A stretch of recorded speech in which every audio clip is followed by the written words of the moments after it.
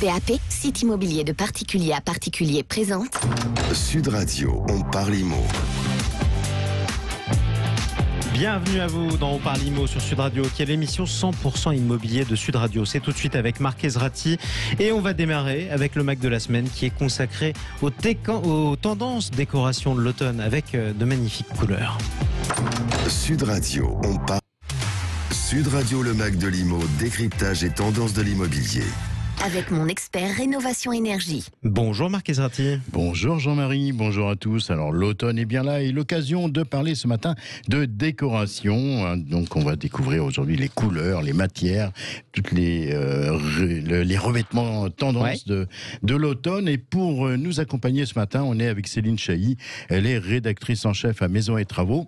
Bonjour Céline. Bonjour tout le monde. Alors Céline, comme chaque année, il y a une couleur vedette et cette année c'est le bleu. Exactement, vous êtes bien informé Marc. Cette année, c'est le bleu qui vient remplacer le gris et le jaune de l'année dernière. Ouais. Alors comme je suis une journaliste d'investigation, je vous ai amené un petit testeur pour vous montrer la couleur. Alors c'est un bleu qui est très doux, très lumineux. Voilà, j'en mets un petit peu sur une feuille. On a testé avant l'émission. Il est très doux, très aérien. En fait, il est presque argenté. Hein. C'est ça. Je ne sais pas si on peut le montrer pour ceux qui nous regardent sur... Pour ceux qui nous suivent sur YouTube, Facebook Live ou sur YouTube, vous le verrez, c'est un bleu extrêmement clair, presque un chouïa gris. Un chouïa gris, mais c'est magnifique. Gris, c'est ça. Avec comme des reflets argentés. Alors ce bleu, il est assez incroyable parce qu'il capte très bien la lumière et il a la capacité d'agrandir l'espace. Du coup, il va nous aider à modifier un petit peu la perception de l'espace dans nos intérieurs. Alors justement, Céline, ce bleu, on peut le mettre dans toutes les pièces? Alors, on peut le mettre dans toutes les pièces. J'ai l'impression. Même dans des pièces inattendues. Donc, par exemple, dans la cuisine. On peut aussi en mettre dans la salle de bain. Et puis, alors, le must du must, c'est quand même une couleur qui va très, très bien dans les chambres d'enfants.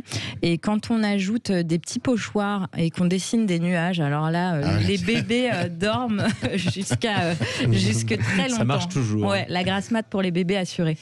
J'ai une autre question. Est-ce que ce bleu, on peut le marier avec quelle autre couleur?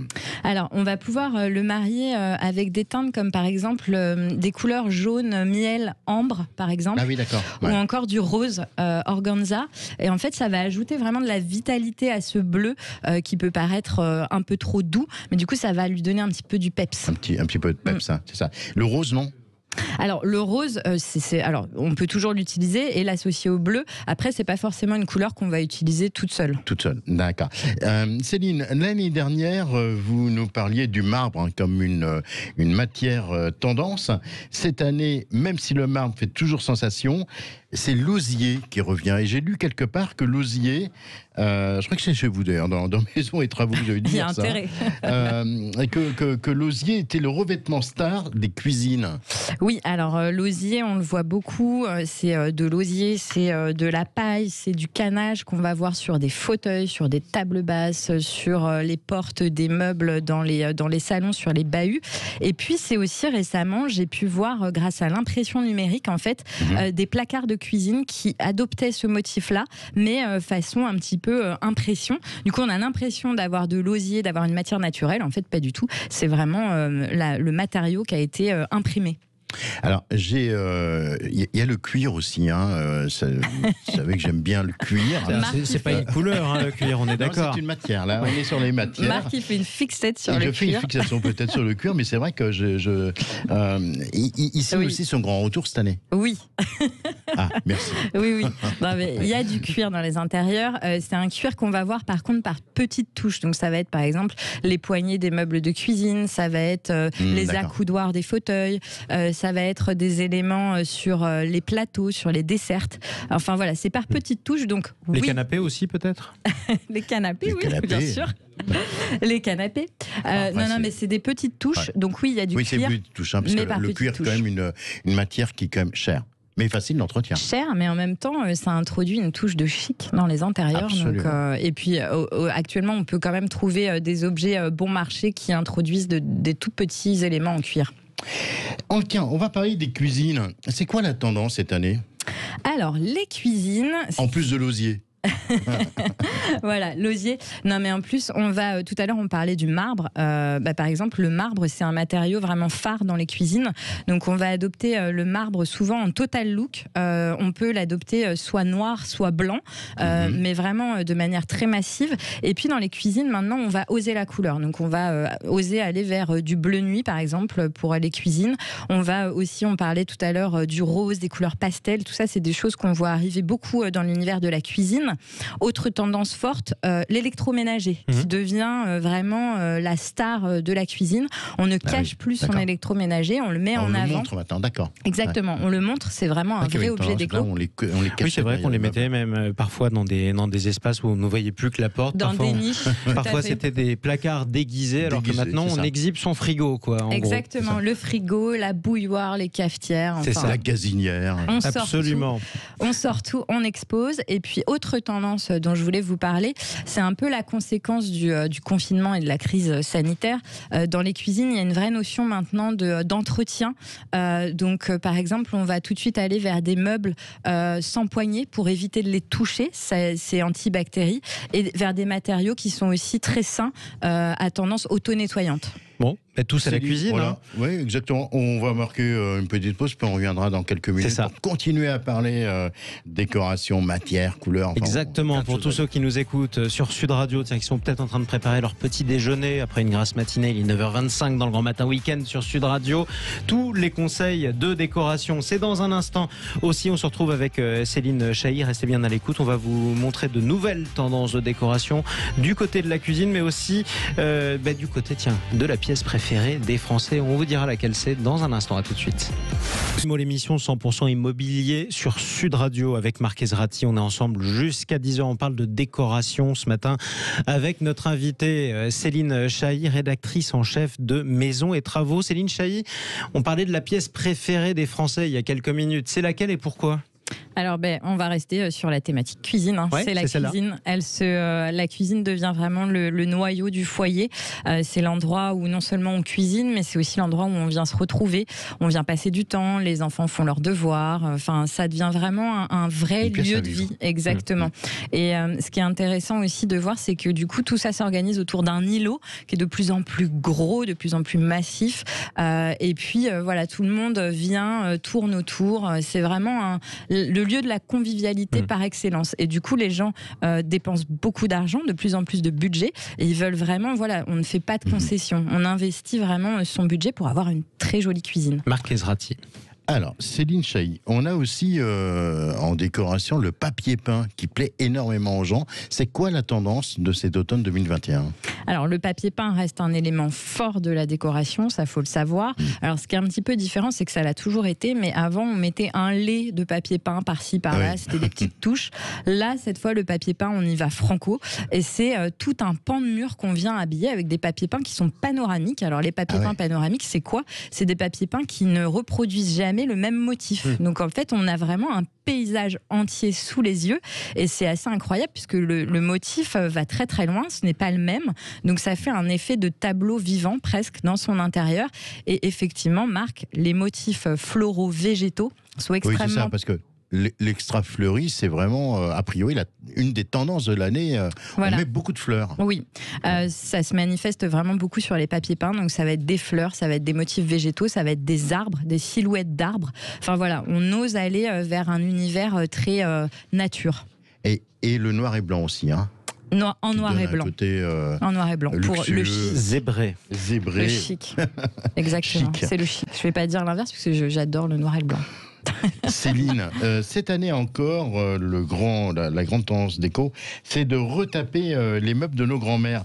Est-ce que vous avez une technique simple pour les gens qui nous écoutent ce matin sur Sud Radio ? Alors effectivement, retaper d'anciens meubles, le vintage, ça marche toujours. Donc là, on peut aller chez Emmaüs, Opus, à la brocante. Exactement, il y a plein d'endroits où on peut trouver des meubles à rénover. Mais alors maintenant, ce qui est de plus en plus tendance, c'est de rénover du neuf en fait. Et c'est ce qu'on appelle s'appelle le IKEA Hack. En fait, c'est de On apprend des choses ce matin. Voilà, c'est de Le IKEA customiser ces meubles IKEA. On n'arrête pas le progrès. Hein. Voilà, c'est une grosse tendance. Donc vous avez votre armoire étagère Billy, la fameuse Billy par exemple, qui est l'étagère toute simple. Et ben on peut la relooker, la transformer totalement. Et ça, il y a plein de tutos, de bonnes idées sur le web. Il suffit de taper IKEA Hack et là vous allez avoir plein d'idées. Céline, en ce moment, vous organisez un événement emblématique pour Maisons et Travaux. C'est les Journées de la Rénovation. Est-ce que vous pouvez nous en dire plus? Ils ont lieu jusqu'à demain. Jusqu'à demain, sur nos réseaux sociaux et notre site internet. Donc les Journées de la Rénovation, c'est quoi? C'est 10 jours d'information, de découverte pour les internautes. On les emmène découvrir des projets de rénovation, de maisons ou d'appartements fraîchement rénovés. Et l'idée, c'est qu'on leur donne un maximum de conseils, d'astuces, de bons plans pour réussir eux aussi leur projet de rénovation. Céline, qu'est-ce qu'on trouve dans Maisons et Travaux qui sort, je crois, la semaine prochaine? Alors, il sort la semaine prochaine. Et sur le 12 octobre. Et c'est un numéro consacré aux petits espaces. Voilà, comment optimiser la place chez soi. Il y a plein d'astuces. Et du coup, on vous les révèle dans le magazine qui sort en kiosque la semaine prochaine. Un petit truc, non? Non. Le placard de Harry Potter, ce sera ça la réponse pour vous. Mon cher Marc Esrati, merci à vous Céline Chailly.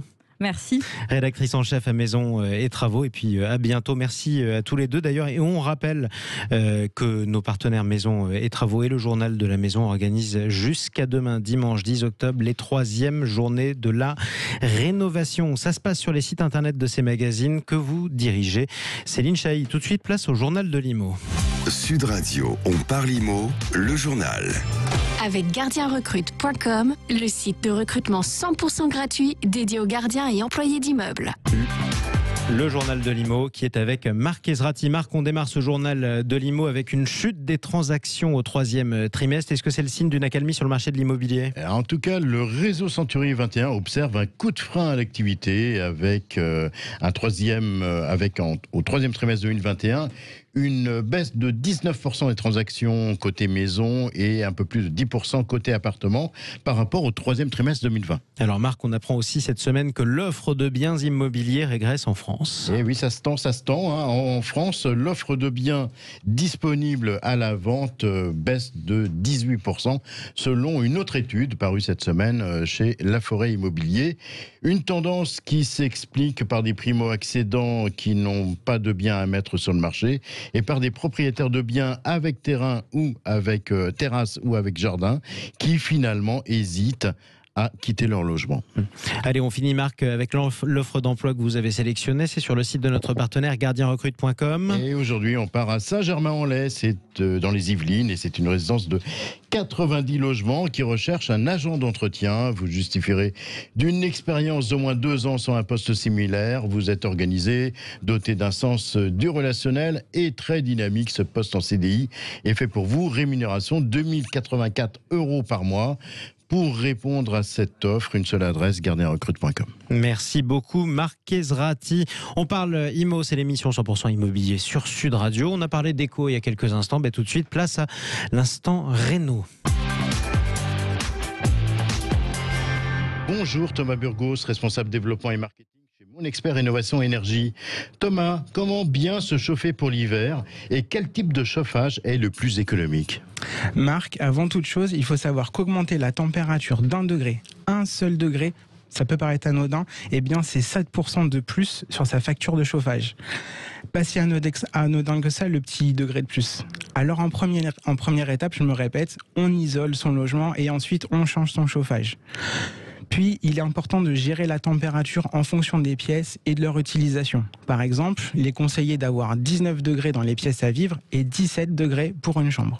Alors, ok Thomas, mais quel est le chauffage le plus économique? Alors, il y a plusieurs énergies comme le gaz, l'électricité et les énergies renouvelables. Et oui, le choix de l'énergie de chauffage est déterminant pour faire des économies et gagner en confort thermique, mais encore faut-il que le fonctionnement vous convienne. Le bois, par exemple, c'est plus économique et plus écologique, mais cela vous demandera un espace de stockage, un chargement manuel et un entretien régulier. Rappelons tout de même que la meilleure énergie, c'est celle que l'on ne consomme pas. alors rénovez. Merci Thomas Burgos et à la semaine prochaine. Toutes les infos sur la rénovation énergétique, on les retrouve sur votre site monexpert-rénovation-énergie.fr. Et merci à vous, Marc Ezrati. On se retrouve dans quelques instants pour On parle IMO. Place au coaching de l'IMO. C'est avec Laetitia Caron, directrice générale de nos partenaires PAP. Aujourd'hui, avec Laetitia, on va tout savoir sur le home staging. Tiens, définition, traduction en français du home staging, s'il vous plaît, Laetitia. On va le dire tout à l'heure, mon cher Bon, Jean-Marie. home staging. Je vais vous apprendre à parler français. Marc Ezrati. À tout de suite sur Sud Radio. Sud Radio. Sud Radio. Sud Radio. Parlons vrai. Sud Radio. Parlons vrai. Parlons vrai. À tous ceux qui aiment encore plus les crevettes quand c'est quelqu'un d'autre qui les décortique. À ceux qui après s'essuient discrètement les doigts sur la nappe. Et à ceux qui boivent l'eau citronnée sur la table et qui disent « Ah, c'est le rince-doigt » Hein? Non, mais si, je savais, bien sûr. En ce moment, Intermarché propose les crevettes à seulement 5,99 € le kilo. En plus, elles sont cuites dans notre atelier de Bretagne. Et c'est seulement jusqu'à dimanche. Intermarché, tous unis contre la vie chère. De 80 à 100 pièces au kilo, élevés en Équateur, Nicaragua ou Venezuela, selon approvisionnement en magasin. Modalité sur intermarché.com. Pour votre santé, évitez de grignoter. Bien vieillir, ce n'est pas seulement être en bonne santé, c'est aussi se faire plaisir et concrétiser ses envies. Grâce à des solutions innovantes, Viager Consulting insuffle un vent de liberté. La vente en viager, telle que nous la pratiquons, redonne à ceux et à celles qui la choisissent le pouvoir de décider de vivre une vie meilleure. Devenez l'heureux propriétaire d'une vie plus confortable. Contactez-nous sur viagercg.com ou au 0800 400 230. 0800 400 230. Appel gratuit. Pour Alain. Les 5 jours 5G Orange vont commencer. Et pourtant, Pas besoin de 5 jours pour choisir un téléphone 5G, surtout à ce prix. c'est tout Alain ça. La vitesse, c'est son plaisir. Et ce nouveau téléphone à prix réduit, Il fait bien plaisir. du 7 au 11 octobre, pendant les 5 jours 5G Orange, profitez de remises importantes en boutique sur une sélection de téléphones 5G. Orange. 5G uniquement en zone déployée avec offre compatible. Débit max théorique variable selon fréquence, couverture détaillée sur réseau.orange.fr. Conditions en boutique Orange et sur orange.fr. Sud Radio Montauban. 104.7. Sud Radio. À vous, gestionnaire de copropriété. Parce que les gardiens et les employés d'immeubles sont bien plus que du personnel, ne vous passez pas de leur présence. Chez Planète Gardien, notre métier est d'assurer les remplacements de vos gardiens et de vos employés d'immeubles et tout autre service pour garantir la propreté et la tranquillité de votre copropriété. Planète Gardien vous propose des remplaçants qualifiés et de confiance dès la première journée d'absence. Choisissez l'expérience et le sérieux de Planète Gardien, le spécialiste du remplacement des gardiens d'immeubles. Toutes les infos sur planète-gardien.com. Il y a tellement d'imprévus quand on est à son compte. Je suis architecte, je me déplace beaucoup, et si je suis immobilisé, c'est la cata. Mais ça, chez Aesio, ils s'en occupent avec leur offre Aesio Santé Pro, créée avec des travailleurs indépendants. Suivre une autre voie, celle du partage, c'est d'abord penser aux autres et en faire plus pour eux. Comme avec l'offre Aesio Santé Pro, qui met à disposition des travailleurs indépendants une assistance transport en cas d'immobilisation. Aesio Mutuelle, décidons ensemble de vivre mieux. Voir conditions et informations sur aesio.fr. Et hop, j'enlève aussi celui-là. Mais pourquoi tu décroches le cadre? Pour en mettre de bien plus beaux, je t'emmène à Confluence, le festival international de l'aquarelle et du carnet de voyage à Aiguillon. Du 9 au 24 octobre, venez découvrir les créations d'une 60aine d'artistes confirmés et nouveaux talents venus de tout horizon. Au programme, expo, animation, démonstration et stages accessibles à tous. Confluence, le festival international de l'aquarelle et du carnet de voyage, du 9 au 24 octobre à Aiguillon. Entrée gratuite. Info sur aquarelleaiguillon.com. Dans le nouveau magazine Entreprendre, actuellement en kiosque, retrouvez un dossier spécial sur les agences de papa, la révolution digitale dans le monde de l'immobilier. Focus sur les champions de la bourse Made in France. Restauration, les petits malins de la vente à emporter. Zemmour et les médias qui tirent les ficelles. Apprenez comment défiscaliser en démembrant votre patrimoine. Coca-Cola, les secrets d'une machine à cash. Et comme chaque mois dans Entreprendre, les indiscrets de Robert Laffont. Entreprendre, le magazine de toutes les réussites chez votre marchand de journaux. Fini. Fini les dépenses inutiles pour les bâtiments qui restent éclairés quand ça n'est pas nécessaire. En même temps, vous n'aviez pas de rendez-vous prévu cette nuit. Désormais, vous pouvez compter sur Linky, le compteur qui permet aux villes de consommer plus intelligemment et d'éviter le gaspillage d'électricité. Linky, le compteur qui compte avec Enedis. Pour une installation gratuite, rendez-vous sur enedis.fr. L'énergie est notre avenir, économisons-la. Champignons des bois, cherche tendre pommes de terre pour fêter l'arrivée de l'automne dans l'assiette. Justement chez Grand Frais, jusqu'au 9 octobre, le filet de 10 kg de pommes de terre est à seulement 1,99 €, soit 20 centimes le kilo. Pommes de terre de consommation non lavée, variété Artémis ou Mélodie, catégorie 2, calibre 45-75, origine France. Le meilleur marché, c'est Grand Frais. Un choix de plus de 300 fruits et légumes chaque jour. Sud Radio, on parle IMO. On parle IMO, c'est le retour de l'émission 100% immobilier de Sud Radio, toujours avec Marc Ezrati. On est ensemble jusqu'à 10h dans le Grand Matin Week-end Sud Radio. Marc Ezrati, vous êtes avec Laetitia Caron, directrice générale du groupe PAP pour le coaching IMO. Et après avoir parlé d'éco avec Céline Chahi, on parle de ce terme qui est très laid et qui est en anglais, que vous appelez home staging, Laetitia, et vous allez nous le traduire tout de suite. Alors Laetitia Caron, valorisation d'un bien, mise en scène d'un logement. Home staging, c'est comme ça. Scénographie du logement. Comment on traduit ? Bonjour Marc, bonjour Jean-Marie. Alors en effet, le home staging, je suis d'accord avec vous Jean-Marie. C'est pas beau. C'est pas le plus beau, le plus joli terme, et puis on aime bien les termes français. En français, ce qu'on pourrait dire, c'est mise en scène de la maison, valorisation immobilière. En fait, l'objectif, c'est de valoriser, comme on vient de le dire, la maison et d'essayer de vendre le plus cher possible et le plus rapidement possible. J'ai une jolie petite traduction. Nos cousins québécois, eux, ils parlent de valorisation résidentielle. Je vous le fais sans accent, parce que l'accent québécois... Oui, valorisation résidentielle, pourquoi pas ? Mais vous l'aurez compris, l'objectif, c'est de mettre en valeur le plus possible le bien. Alors, justement, comment on fait pour valoriser ce bien ? Alors l'idée, ça va être d'intervenir sur la déco pour rendre le logement le plus sexy possible. Pour ça, on va passer par des petits travaux d'embellissement, voire de la déco. Alors, travaux d'embellissement, Céline nous a parlé avant de pas mal de choses qu'on peut mettre en œuvre. On peut aussi utiliser des accessoires, des tapis, des porte-manteaux, des miroirs, des objets de déco qui vont mettre, je dirais, un peu de gaieté dans le logement, l'égayer, qui vont pas coûter une fortune. Il y a beaucoup aujourd'hui, on trouve beaucoup de choses, d'accessoires très bon marché. Et l'idée, c'est de faire vraiment apparaître le logement sous un nouveau jour et de le rendre un peu sexy. Laetitia, ça marche vraiment ? Bon, alors la réponse, elle n'est pas complètement évidente. Oui, ça peut marcher. Embellir et accessoiriser, évidemment, c'est un atout pour vendre. Si votre logement, il est froid, il est pas accueillant, les gens ont plus de mal à se projeter. Ça va donner plus envie et puis c'est important même dès les photos, parce qu'aujourd'hui les gens regardent le bien sur internet, les photos doivent être attractives. Donc de ce point de vue là ça marche. Évidemment ce qu'il faut, là où il faut être vigilant, c'est qu'il faut que ça soit rentable, et ça peut ne pas être toujours le cas. Mais vous êtes sûr de ça ? Parce que moi quand je regarde les émissions de télé, ça a l'air de marcher. Alors oui, mais disons que dans les émissions de télé ça marche, mais on ne connaît pas le coût des travaux qui a systématiquement été pris en charge par la production. Ce que prouvent ces émissions en revanche, c'est qu'en effet, un logement embelli, il attire plus d'acheteurs et que du coup, les gens vont être plus, à se projeter en tout cas. Vont avoir plus de facilité à se projeter. En revanche, en effet, on n'aborde jamais la question de la rentabilité dans ces émissions. Et on voit d'ailleurs même parfois que les vendeurs sont obligés de baisser le prix du logement par rapport à leurs prétentions de départ, même après avoir fait du home staging aux frais de la production. Donc il faut être vigilant sur ce point-là. Ouais, donc je vous sens quand même bien sceptique. Hein. En fait, ça dépend des situations et de comment on s'y prend. C'est-à-dire ? Pour commencer, il faut vraiment regarder l'état du bien. Donc en gros, il y a 3 situations possibles. Soit le bien est en bon état, là il n'y a rien à embellir. Soit il est en mauvais état, et là on ne parle pas de home staging, pardon. Reconstruction. Là, on va vraiment parler de rénovation et d'une rénovation parfois complète. Donc là, il faut choisir entre rénovation complète à ses frais ou vendre à l'état mais avec une décote.